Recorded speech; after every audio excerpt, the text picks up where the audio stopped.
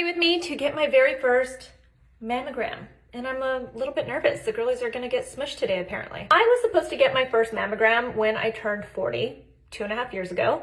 But my OBGYN at the time, Dr. Robert Katz, shout out to him. He delivered both of my little babies. By the way, I'm rediscovering this from Glossier. I'm the shade medium. It's gonna look a little bit yellow to all of you on camera.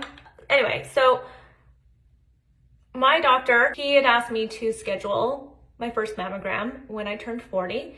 And then when I called the imaging center, it was gonna take like 4 months to get in. 4 months was way too long because I knew we were going to be moving.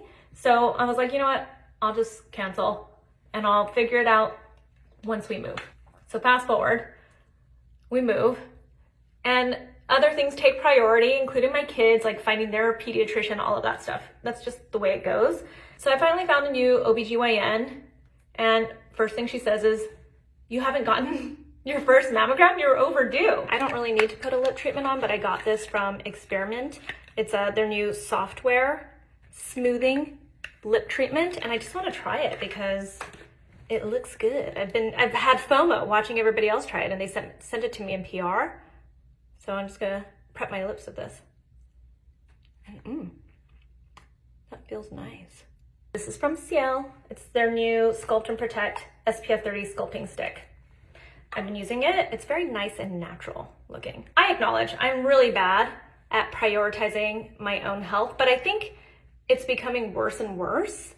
I'm getting worse and worse at it, only because something that I think a lot of people don't talk about, or at least, I don't know, I don't really talk about this with my friends, and I don't see a lot of people talking about this online, and maybe it's just not the people I follow. When we age, I think especially in my industry, in like the beauty industry, we constantly talk about our looks when we're aging, and that, you know, there's like the camp of people who are like, oh, age gracefully, whatever that means, right? And then there are the people who are like me, who are like, do whatever you need to do to feel good about yourself. But we're always talking about aging aesthetically and not really talking about the other side of it, the aging aspect of it that you can't hide from, and that is your health. And getting something like a mammogram where you get this done when you turn 40, it's a reminder that I'm aging.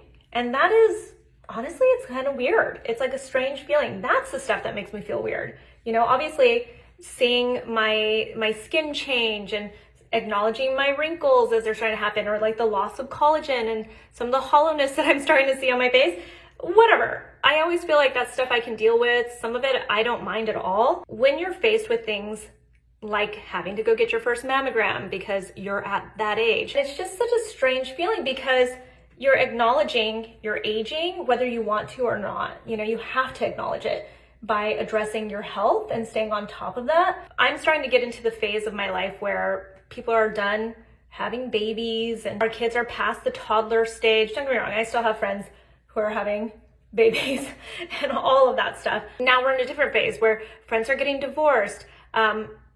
Some of my friends and family members are getting sick. Worse, actually, is that now I have aging parents and in-laws and friends whose parents and family members are also getting so much older, and we're seeing, you know, how health affects them. When I think about aging, I think what really scares me is the health aspect of it. There are just so many things that we can't control as we age. I would say the health aspect of aging is probably the scariest part of aging. It's not the way you look, though that sometimes bothers me too, but it's more the health aspect of it. Before I do concealer, I'm gonna put a little bit of just a really, really natural looking eyeshadow right here.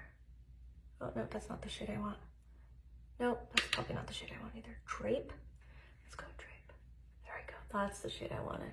I ended up going with that shade more. I just kind of want to get messy with it, just really blend it out. And there's a little bit of fallout, so I'm just gonna go ahead and go big with it.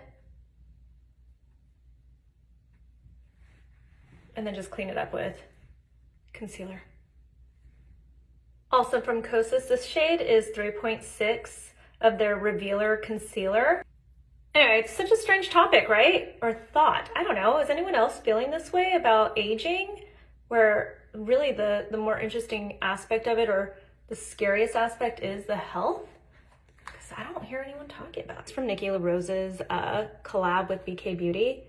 This is one of my all-time favorite brushes ever. It's the N16 brush. And that's mostly because look at that, how it gets in there with concealer. I'm gonna blend everything out, but it can be really precise. See, look at that. So good.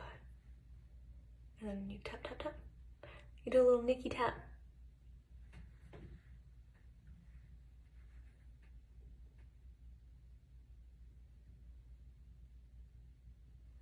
Actually, that concealer shade might be working.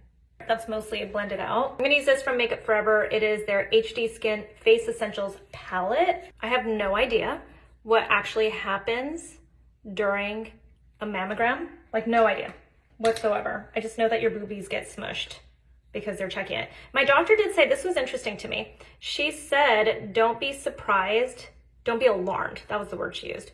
Don't be alarmed if I get a call from the imaging center saying that they need me to come back in. She said it's mostly because there's nothing to go off of, because I've never had a mammogram before, so they don't have anything to compare it to, the results to.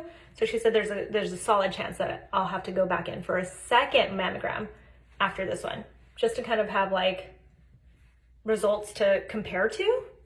I don't know. Anybody else know about this? I may be putting on a little too much, but that's okay. I have to still powder down. I like it actually. This is super creamy, way more creamy than I expected it to be. This is from e.l.f. It's their Halo Glow setting powder. Anyway, it just occurred to me that I'm maybe making 40 sound like a scary age, but I can tell you now as a 42-and-a-half-year-old that I actually really like being in my 40s. I'm just saying the health aspect is just an interesting thought because, you know, we think about health when we're younger, but not really. We really take it for granted.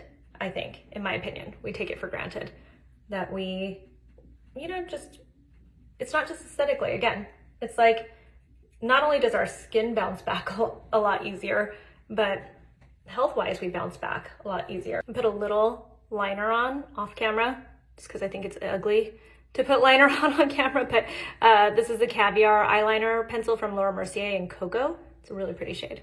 So you can see I just kind of barely put a little. Gonna put a little mascara, do my brows, lips.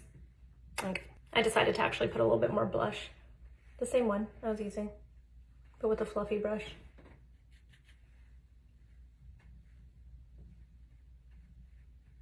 Just bring back that flush. For mascara, I'm gonna use this L'Oreal Panorama. It's the Voluminous Panorama mascara. I've been liking it a lot.